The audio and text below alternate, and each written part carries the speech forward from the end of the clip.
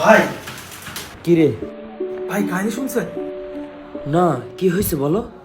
ভাই এই যে বৈষম্য বিরোধী ছাত্র আন্দোলন হলো না, সেখানে কেন্দ্রীয় একটা সমন্বয়ক ছিল, সাদেক কাইয়ুম, সম্ভবত ওর নাম এটা আর কি।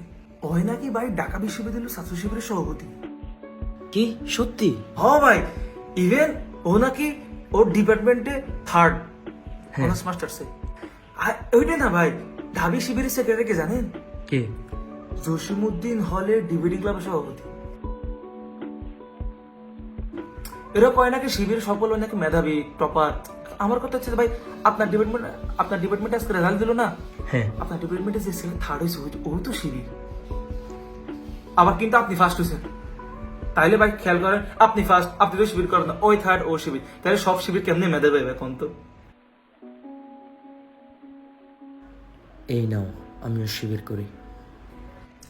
হ্যাঁ ভাই, আমি তো বুঝছি আপনিও শিবির করেন। হ্যাঁ, আপনিও?